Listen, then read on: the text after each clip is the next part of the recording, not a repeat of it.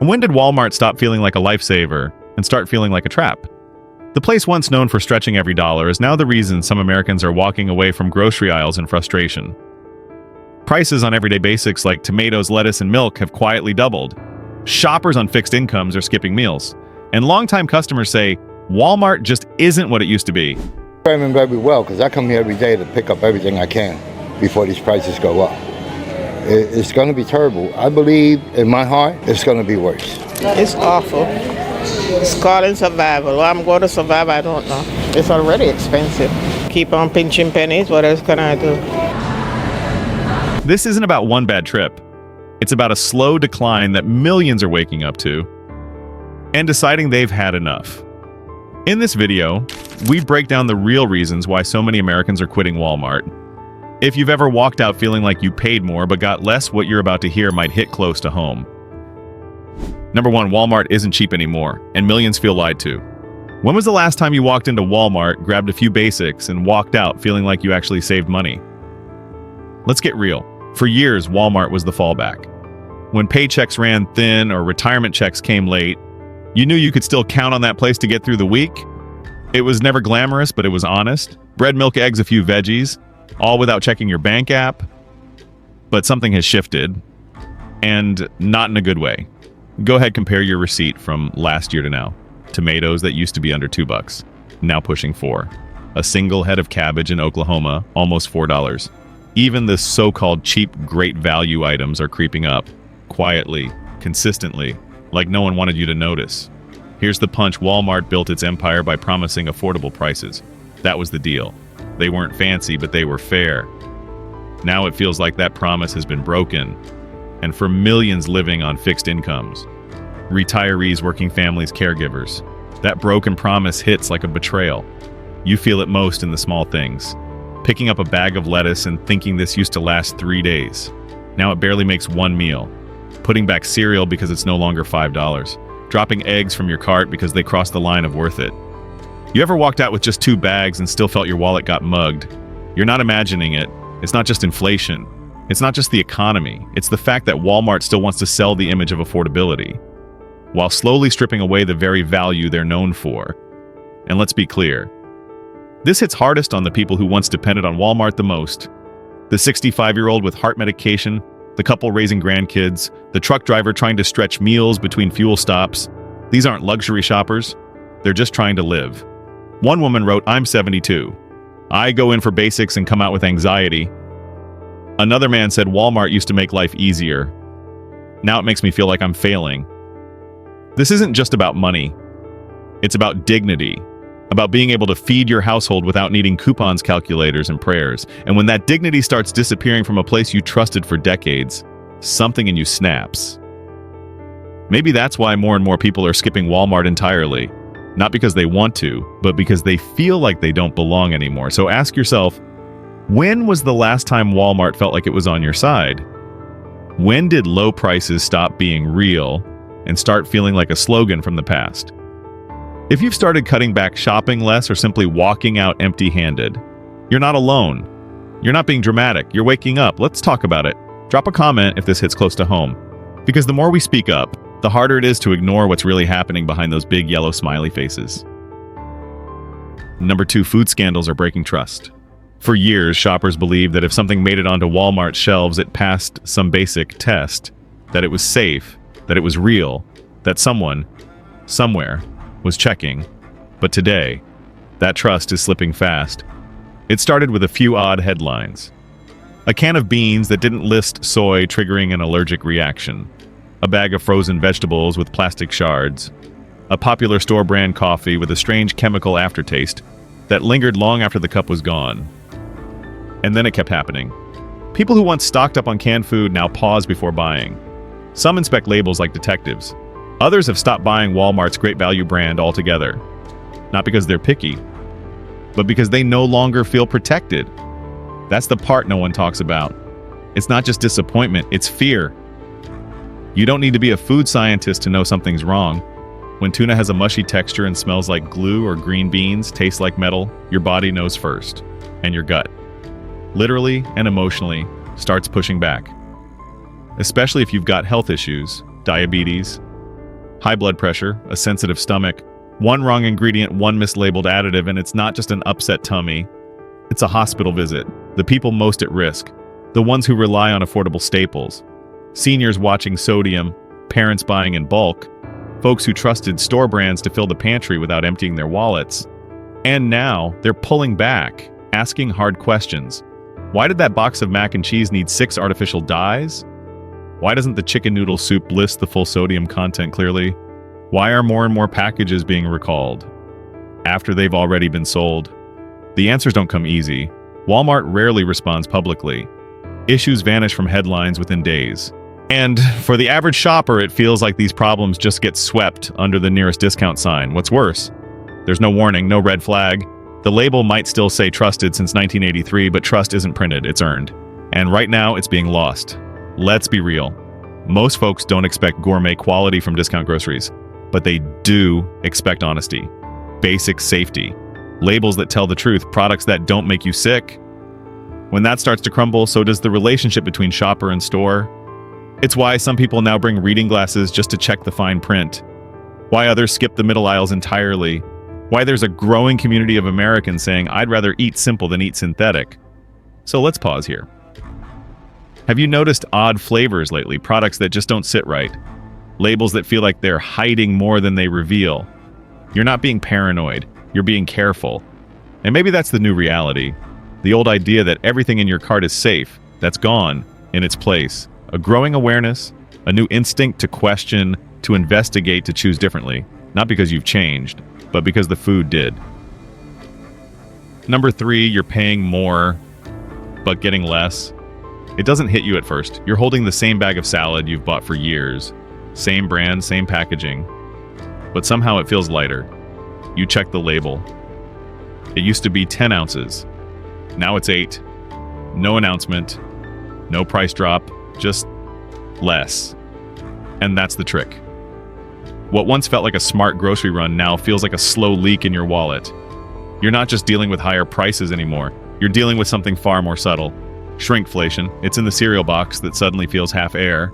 The peanut butter jar with a deeper indent at the bottom. The frozen vegetables that barely stretch to a second meal. You're paying the same, sometimes more. And ending up with less food, less value, less control. And the worst part, it's designed to be hard to notice. They don't change the label design. They don't put a sticker that says now 15% smaller.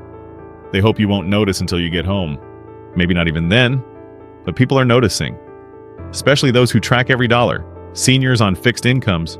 Parents juggling grocery budgets with medication costs.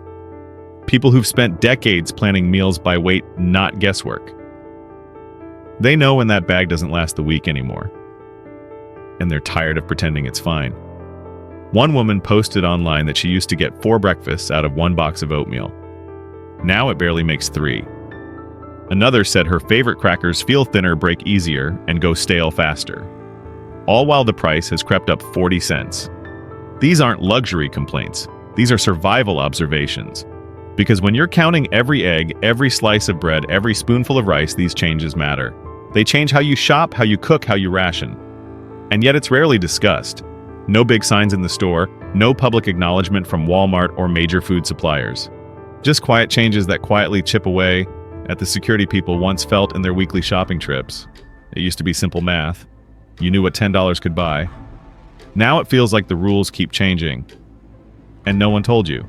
And it's not just about food, it's about trust. It's about looking at a product and wondering what's missing, what's been downsized, what corners were cut. The old confidence that you were getting a fair deal is harder to hold on to. So here's the question. Have you caught yourself checking weight and quantity more often?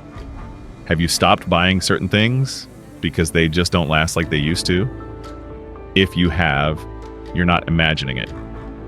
You're seeing what many others are finally realizing. The value isn't just slipping, it's being reshaped, quietly, strategically.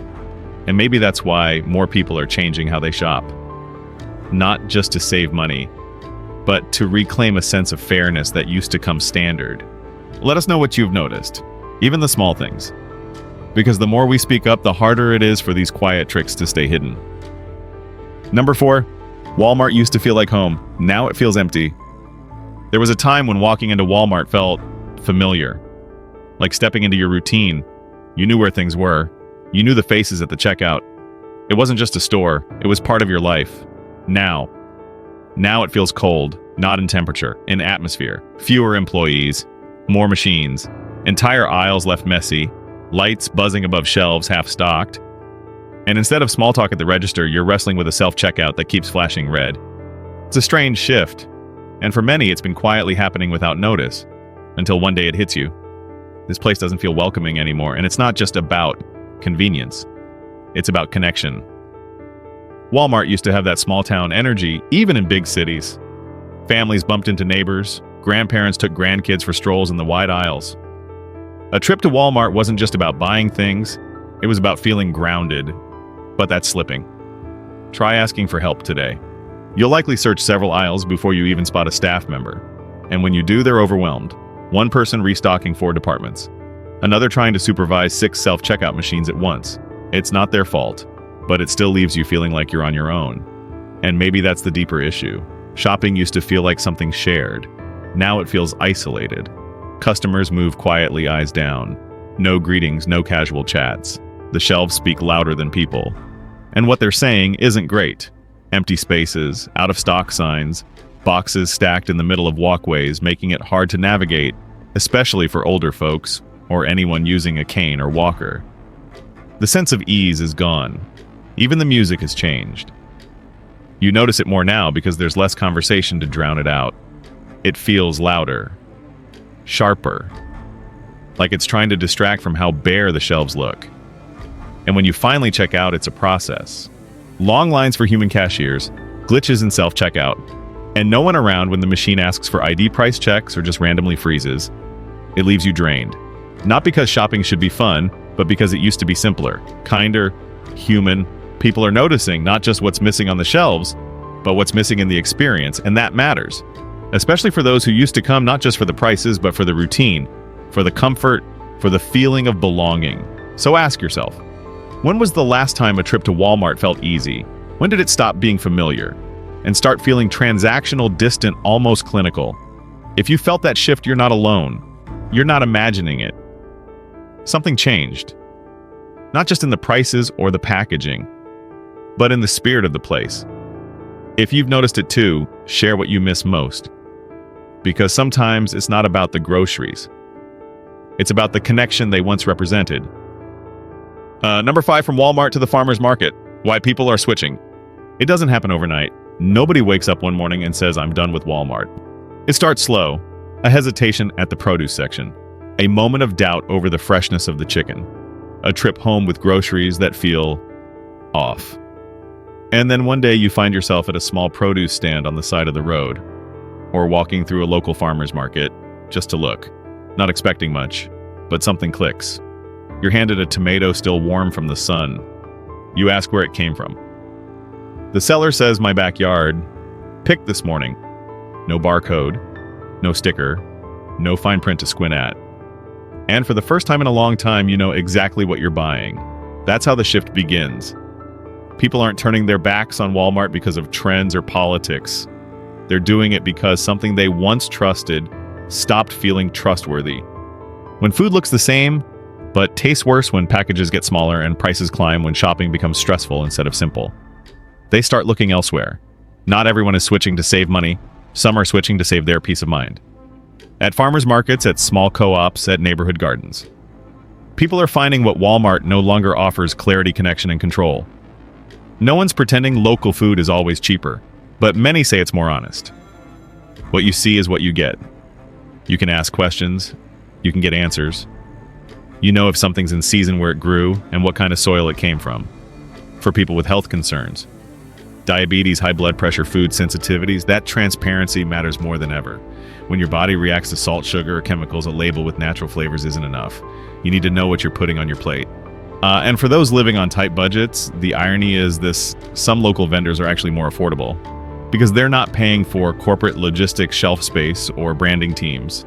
Just food grown and sold without the layers. Some retirees are even growing their own. Not because it's trendy, because it gives them back a sense of stability. A row of lettuce in the backyard becomes more than just a salad. It becomes insurance against feeling powerless at the store. Walmart, once seen as a symbol of convenience, is starting to feel distant. Automated checkouts, generic produce, rows of identical boxes. There's no one to talk to. No one who knows what's in the food or where it came from. Just silence and scanning. Meanwhile, the farmer's market has people, stories, explanations, a sense of life, and that shift from transaction to interaction is what keeps drawing more folks in. They're not leaving Walmart because they hate it. They're leaving because they miss something Walmart used to offer and no longer does. It's not about nostalgia. It's about survival. It's about reclaiming the food system one purchase at a time. So think about your own habits. Have you started checking labels more often, walking slower through the produce section, choosing fewer items because you don't trust them like you used to? Maybe that's your signal. Not to abandon Walmart forever, but to look around, to explore other options, to ask yourself who's really giving you value and who's just pretending to. And if you've already made the switch, even just for 1 or 2 items, share what changed for you. Because chances are someone else is standing in the same aisle, facing the same doubts, and waiting for a reason to walk a different path. It's not just about shopping anymore. It's about trust, about feeling seen, about knowing that what's in your cart isn't quietly changing behind your back. Walmart didn't lose customers because of one big scandal. It lost them little by little. One price hike, one empty shelf, one disappointing meal at a time. And now millions are choosing different. Not out of anger, but out of clarity. If you felt the shift, too, if you've changed the way you shop, or even just started asking more questions, you're not alone. Tell us what broke your trust, or what helped you take back control. Because this conversation isn't just about Walmart. It's about all of us. This video does not promote division within the United States or encourage segregation. All content is presented for the purpose of exploration, analysis, and fostering discussion based on current events, public sentiment, and social trends. We fully respect the United States Constitution and all federal regulations. If today's analysis made you think, drop a comment so we can keep the conversations going. And don't forget to like, subscribe, and hit the bell so you will never miss our next independent deep dive.